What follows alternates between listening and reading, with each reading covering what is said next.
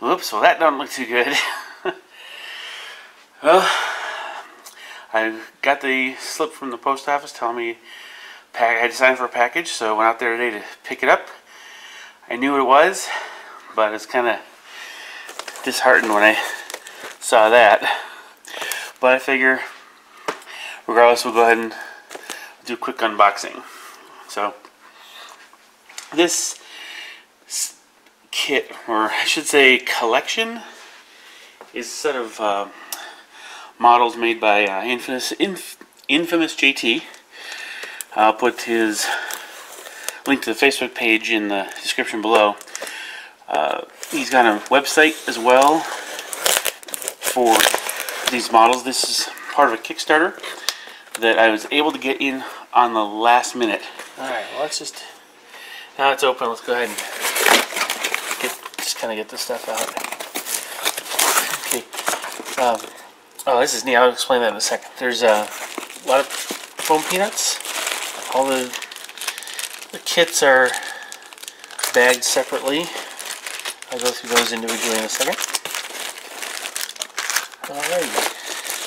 And that is the armored car. I'll go through. Okay, so there's, alright, there's everything. Alright, so let's just kind of piece through this and see what we actually have. Alright, so let's start with this piece. This was kind of unexpected surprise.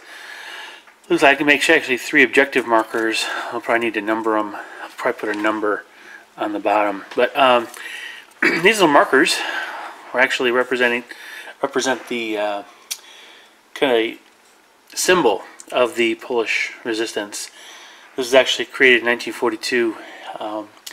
The symbol itself, the anchor is, it's called after the Polish word for anchor, which is basically Kotwica. And this was graffiti that was spray painted all over everywhere the Polish could pull it off, just to remind the Germans that they're still there. So that's a nice little perk of the set. So I don't know if he's going to offer that separately for sale, but or if it's just a piece that comes with any order. I don't know for sure. His website's down for maintenance. He has a Facebook page. I'll put that below as well. But you can take a look at those as you know, after the video. So anyway, let's take a look. We're just going to start with the first figure. Oh, this is a good one. Actually, I'm going to take this out. This one is Danuta Motas. She is the medic. And this is actually really neat. They got a cool story on their Kickstarter page about her. One of the team members that was working on this, his mother actually was a nurse in the Polish Warsaw Uprising, the underground, and so they decided to model this medic, or the medic that they were going to release in the Kickstarter, after her. So you can actually find some pictures of her, and she's a very nice personality, very typical Polish civilian clothes, but her job was to take care of the wounded. So that's I'm really glad to have that. It's almost like having a real piece of Polish history. Yeah, this next one, take this out of the bag as well, because it's another character, and he is actually Eugeniusz Lokajski, I think. He is, his arm is right here, his other arm I should say. He's got 2 arms, you know, holding a camera. He was a photographer well, basically, let me kind of walk through. He's actually, before the war, was a Polish athlete. He was specialized in the javelin, was really successful in track and field in general. But when he's conscripted into the Polish army, like a lot of other Polish civilians right before the war. But he was a platoon commander in an infantry regiment, but after he was taken prisoner by the Soviet team, managed to escape to Warsaw.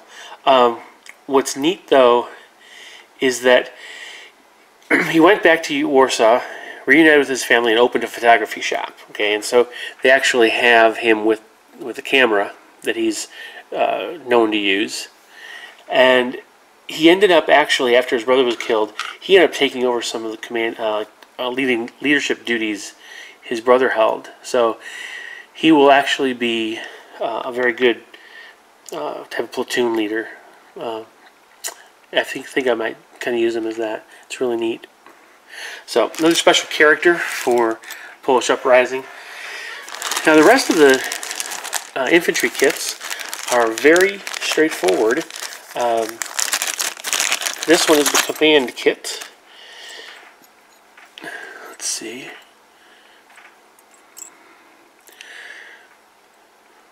No, this one is not. This one is the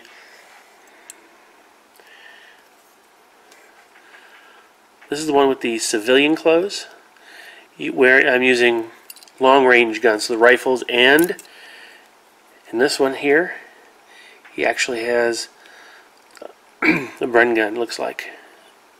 Nope, that's not a Bren. Whoops, sorry. Yes, it is. Okay, so there's a couple guys here. One will serve as a loader, and then there's actually a female there, a lady. Men and women both fought in the uprising. Women often were carrying ammunition, but they would also fire, their weapons as needed, and were just as eager to rid the Polish country of Germans. Now there's another kit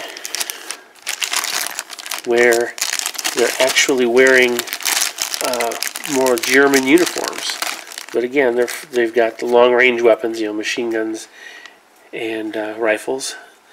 Alright, I'm going to straighten this out on camera. Let's see how this works. Not too bad. Okay, not bad at all. Okay, nice. I'm not hearing any crackling.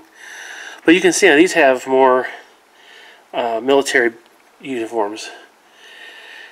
German helmets, which were often captured quite quickly. German hats.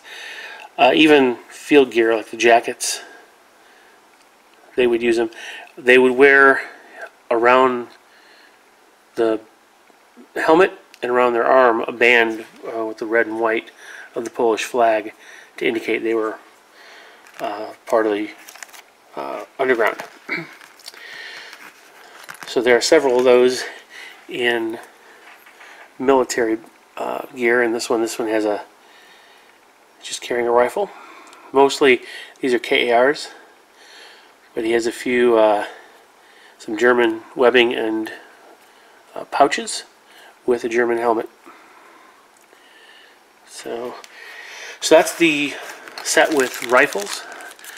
Let's see, there's also a couple sets here with submachine guns, and again they're with they've got civilian as well as military. Now in the military packs, there's some of them actually wear their Polish gear. If you take a look at the back of this guy, that's typical Polish backpack. It's a Polish pouch they would often wear, canvas bag. That's definitely the belt. The ammo belts could be for either Germans or Polish, because they both use the same Mauser, 7.92 round. And this looks like it could be Polish, the way the neck is, a Polish tunic. But can't tell quite for sure. I'll do some more research on that. But this is just one that has a submachine gun. What I'm going to do is I'm going to actually have to build these to show them off as a complete. It's a complete product review. But I just want to kind of go through the pieces, parts first, to kind of show what's what. Here is an example, a couple more dynamic characters with and this one here actually looks rather young. He's got a MP40, and there's an extra arm there. That's basically makes it the details pop out a lot better, so you don't have that big glob of metal between the gun and the arm like a lot of metal figures have. Here we got a guy in a civilian clothes with a submachine gun with a Molotov cocktail. This guy with his submachine gun is actually Looks to be, that may be a French helmet from cavalry, but he's got civilian clothes on as well. Those Polish soldiers that decided to kind of go underground after the war and did not surrender, hid their weapons and their uniforms, and actually, got them out during the uprising. So quite a few models here. Like I said, I'm not going to show every single one in the bag. What I do want to go through, there's one specific one that I'm going to pull out, and this is why I'm going to have to do the review after assembly. There is a kit here for the Polish Flamethrower model. Okay, so it's a two-man team. One guy's got the pack on his back with the hose that'll run between him and the gunner up front. He'll actually have the flamethrower, and it looks essentially like a long, just a long tube. So we'll see how easy this is to build. But I want to tell you that just looking at it right now, there's very little flash on the actual bodies. I can see some flash like here on this little part right here. It's kind of to help ensure some of the fill. This one looks like it's part of the hose. Yes, that one's not flash. It's actually part of the hose. Wow, they're actually very clean. See a couple mold lines. That's normal. But here on the hose that comes with it, there is a single piece of flash that's easy to get off. Okay. And now the largest part of this package is actually the armored car, the Kubus. Now the Kubus actually was a armored car made in Warsaw, one of the machine shops. They took a Chevrolet 157 truck and armored it up and carry 8 to 12 fighters plus the crew, or including the crew I should say. And so in this you've got a bag of the fenders. Here, where is it? So here's the wheels, but there's a fender that goes, supposed to go, this is, actually I think this is the fender.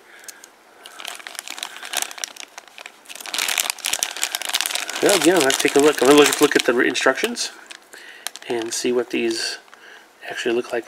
But this casting is really crisp. I see a little bit of, you can see that right there. So again, I'm going to take a look at the instructions to see, because I may have to file that down, or that might just be part of an area where I'll glue something to it. We'll have to take a look at the pictures. But still very clean casting, no flash.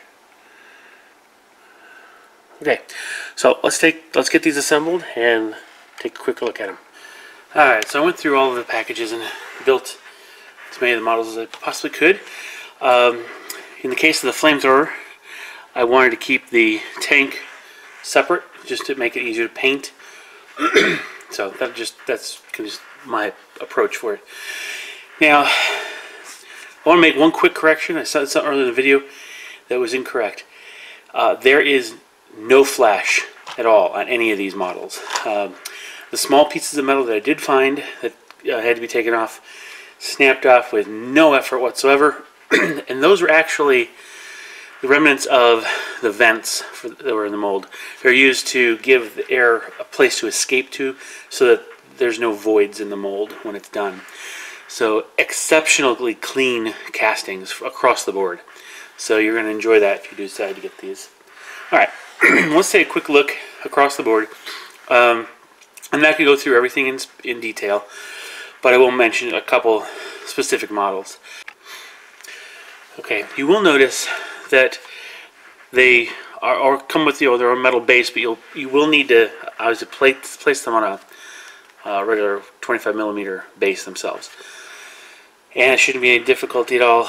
These are relatively thick metal bases, which is not a bad thing. It's nice and sturdy. They're not going to bend easily, but you may need to kind of texture your base in such a way to hide that lip. Just an FYI, no big deal. That's the case of most metal miniatures, right? All right, a couple special ones I want to point out. This one is not built, and that is because though most of these models go together pretty easily, some of them I found to be rather fiddly. Now, I will give you one point from my personal experience. I do not enjoy making metal miniatures a lot because I have to work with super glue, and I don't really have time to actually, set certain pieces. So here, this is a submachine gun with the arm, and the arm that's holding it. You have to position those pieces in such a way and then get them mounted on the arm, and it's just not easy to do with a super glue type thing. So I'm going to have to resort to something like epoxy. In some cases, for example, the photographer, let's see if I can make this work. I had some difficulty getting the actual joints to be completely matched up. Now, I don't know if this is simply my inexperience with the metal or the angles of the arms being a little different than the angles of the body. It didn't happen across the board. It was only on certain ones. So, really can't speak to that being a problem of the product itself. Like that may be a problem with me, the modeler. All right. In the case of all the weapons, they came out. They're all kind of straight. Didn't have any really issues where I had to bend them back into position, except for one which I actually dropped onto from about a foot off the table and bent that. So they came nice and straight, and they were delivered through post in a straight fashion. So that's very, very good. Now I'm going to take you look a couple of the sculpts real quick. This particular one, see if it'll zoom in nicely. There we go. Is one of the, it's a sniper, and I'm actually very impressed with this particular sculpt because this. Look at the pose he's got. He's standing on the brick rubble. Nice determined features. He looks fantastic. I'm really, really glad that this came in the command set. And alongside is a female with a pistol. Now in the Warlord, I'm trying to get this to focus right. In the Warlord, whether it's the AK, or sorry, the Partisan sniper unit, or really any Partisan sniper unit, you're going to have only the team is going to have the sniper rifle. They don't mention what the assistant has, and the assistant should have something. So she can actually be used either as the assistant to the sniper or as a courier. He is the assistant to the lieutenant, your commander. But again, a nice sculpt showing the fact that the females were engaged in this combat as well. And a sad testament to the reality of war. This young lad is also included in that command. Again, as part of the, he could be the assistant to the sniper or the lieutenant. They were fighters just alongside the adults. So, again, realities of war being what they are. All right, now, one thing that I will point out with this, and this is a good thing, with this particular sculpt, let's see if there, the bipod set on that machine gun, the machine gun and the arm is separate. It's one piece that's separate from the rest of the body. You glue it on, but then now the bipod is actually a separate piece that gets mounted to the barrel in a small slot right about here on the barrel. So you positively lock in where that bipod goes. So a good feature there, and it glues in really nice. So really well thought out.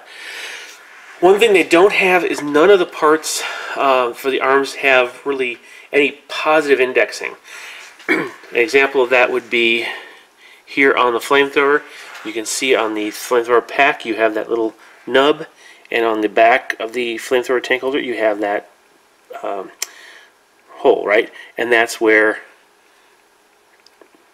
the tank would fit. You have positive lock there.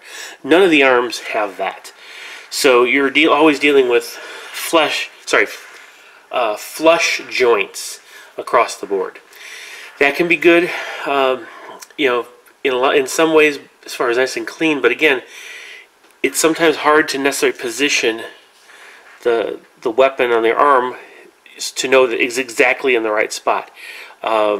Is this particular arm high enough up on the shoulder? Let's see if I can get the focus at all. So that the strap is elevated to the right level, or is it maybe too low? I don't know. I can't tell. There's no way to positively lock it. Now also, because of that, super glue being weak in shear forces, you may find that some of these might shear a little bit easier than if they had some sort of a key to hold, you know, to marry up the arm and to the shoulder. Again, it doesn't detract from the build as a whole. It's just one of the notes I wanted to mention. So across the board, the sculpts are really nice. They actually still have a few extra pieces, some extra heads and weapon options, because in a couple of the kits they actually produce and give you, this is the lightning gun, and this is a Polish submachine gun built for and by the resistance. Okay, and that's actually one of the weapon options you can have. And then another one, if I can find the other submachine gun, here we go. This is the other submachine gun, Polish submachine gun. It's just specific to the AK, so I'm really glad to see that. You can't get those anywhere else. So fantastic little details. Excellent work. And this flamethrower, I heard or read one individual thought it was kind of fiddly to put together. I guess if you're trying to marry the flamethrower up with the hose and the tank on the back, that might truly be, but I'm going to keep them separate so I can remove each model separately as they're a casualty in bolt action. But again, here, trying to make sure that I had that arm in the right spot was kind of difficult, because again, it's flush at the wrist. So I had to make sure it was centered in the cuff, which isn't too hard, but was it being held at the angle, the proper angle, so that it would nicely marry up against the guy holding the tank and that hose. The hose also on this tank is a flush joint at the bottom of the tank. Come on. There we go. So right here where my fingernail is, that's where the flush joint is. But that was pretty easy to do. I just hope it holds well. We'll see. Now, these actually came out really, really nice, and they're a press fit. No need to glue. It's a MDF. I don't think it's 2mm.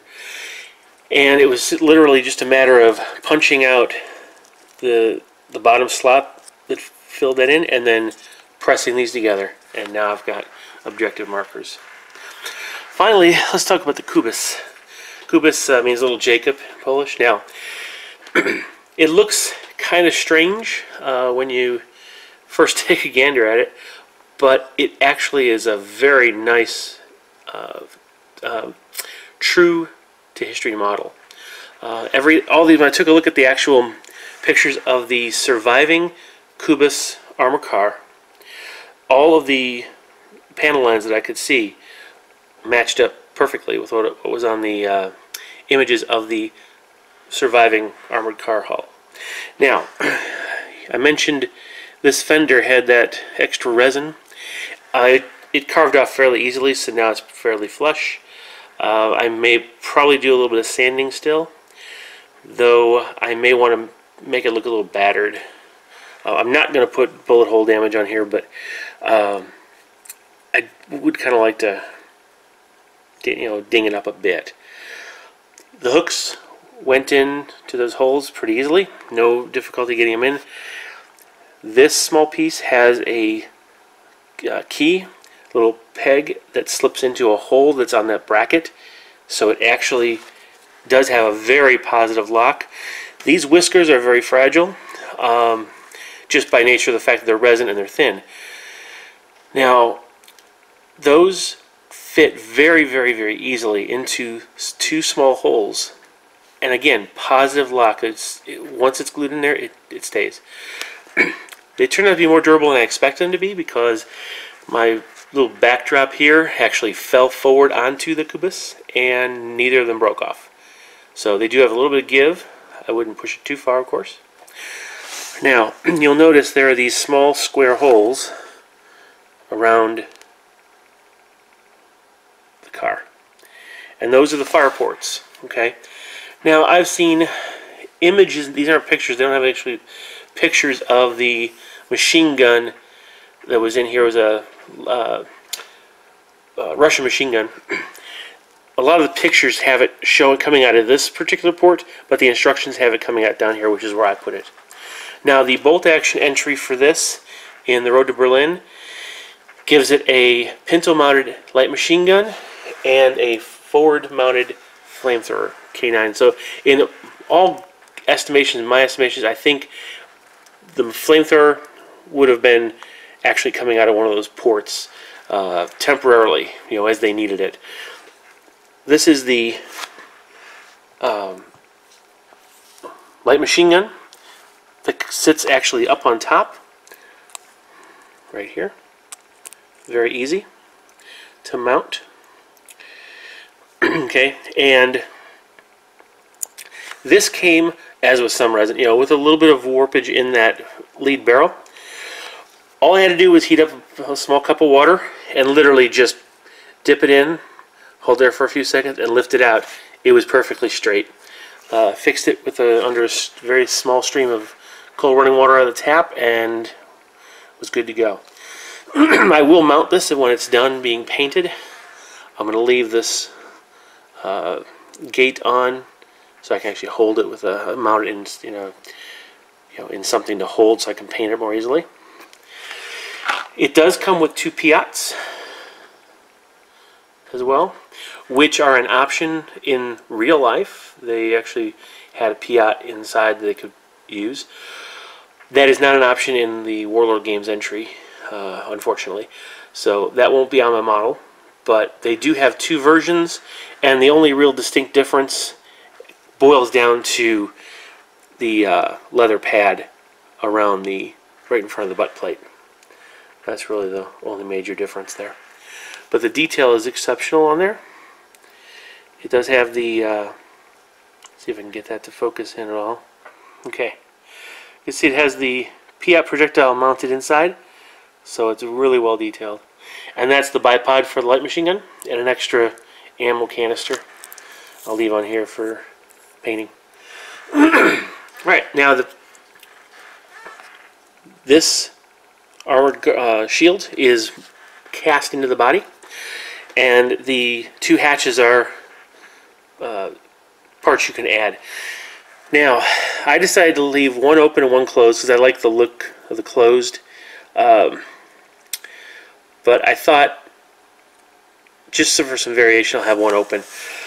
The reason I didn't want to have it fully open was that I didn't see a way to actually mount the doors completely open and be able to fit the command figure.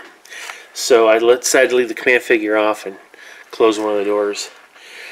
This is a very nice positive lock in there. You can see the 2 hinges and the 2 pockets in the door. It glued on really, really, really well. Very easy. But it doesn't look like it's sufficiently deep enough. The hinges are on top for you to lay this panel, the hatch, all the way to the side. In the instructions, it looks like it's standing straight up, serving as armor protection for the commander or light machine gunner. Alright, so each of the 4 tire assemblies went on really simple into a positive locating hole where the post went in. So again, I wish the arms on the infantry had some kind of a positive lock to them, but that's okay. That doesn't detract from the overall model. And this came out really, really well. Can't wait to paint that up. Alright, so I have here about 680 points worth of infantry, And with a few extra models from Warlord, I can bolster that a little bit higher. Now, speaking of Warlord, here is a size comparison of one of the partisan units or models they have, and the unit here. This is from InfamousJT. A little larger, not quite. Honestly, they're not going to be that obvious when you mix and match. Let me show you what I mean. If I place this model in amongst these, he looks like he belongs. Doesn't matter which group I put him with, he looks like he belongs. So, everybody being different heights anyway, I think it's a good fit. And again, the details on these are very nice. So, I do recommend these if you're interested in. I wish this would focus easier. There we go. I do recommend these models if you're interested in getting kits to represent the specifically the partisans from the Warsaw Uprising. But in addition to that, some of these can be used. For example, this one specifically can be used not just for the Polish Uprising, but can be used for other insurgents as well. So take a look at theirs. I'll put a link in to the Facebook page down below. If by the time this video comes out, he's got his home website set up, I'll have a link there. Otherwise, just go ahead and reach out to him by Facebook, and you can have some conversation with him. All these will be available. I do believe this is going to be remodeled or remastered, so even though it's a good kit now, it's only going to get better from what I understand. Alright, so hopefully this was useful to you, especially those of you interested in the Polish resistance. And with that, I'll go ahead and sign off. Thanks for watching. Share, like, subscribe, and see you in the next video. Bye-bye.